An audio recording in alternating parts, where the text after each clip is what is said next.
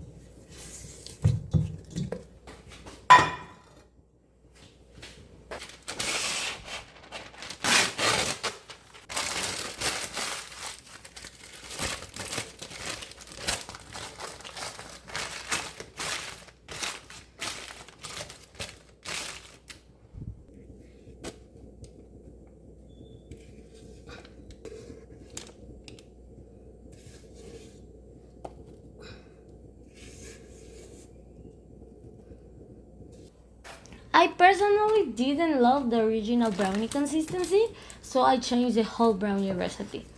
This is a recipe that everyone who has tried it have told me they liked it. The only downside is that the top is very crumbly. Then for the pistachio cream, I made some. But I don't have kataifi. However, I do have some frozen phyllo dough, which I crumbled and toasted on the stove with one stick of butter. I've never said this was going to be healthy.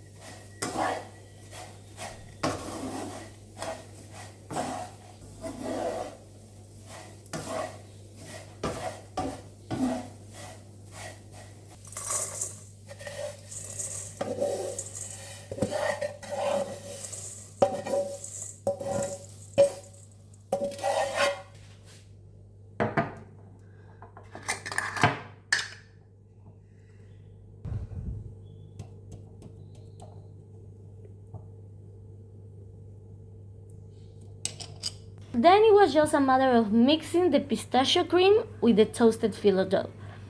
And here comes the first obvious mistake. I didn't have enough pistachio cream. And instead of taking out some of the toasted dough so the ratio would be better, what do I decided to do? I decided to believe in I don't know what. I just thought that by some kind of magic, it would be a good ratio. But I was lying to myself.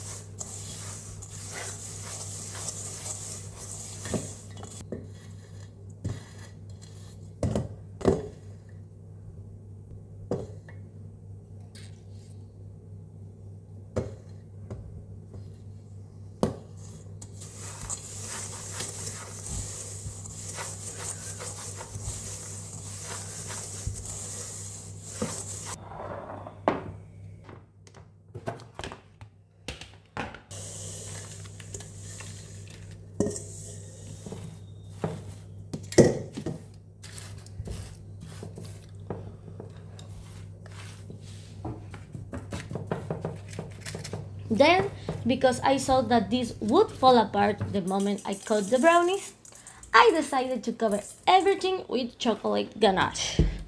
Well, let me clarify, a semi-sweet chocolate ganache, because the brownie was sweet enough.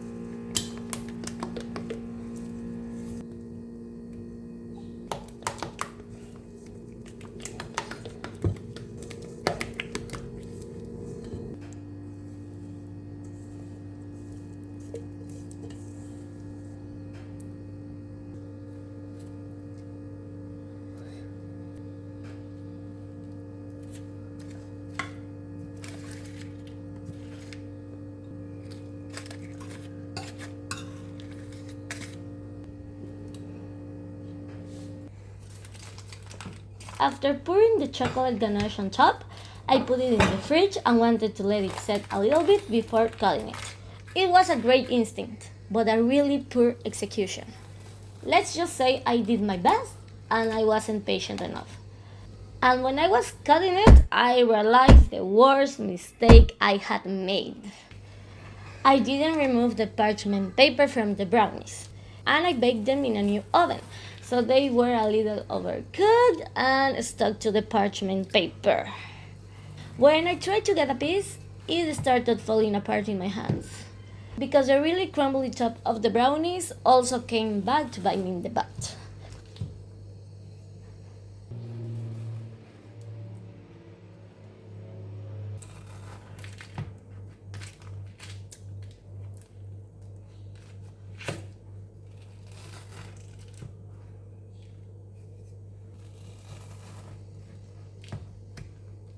I managed to get a couple of somewhat good ones to try, but it wasn't my best work.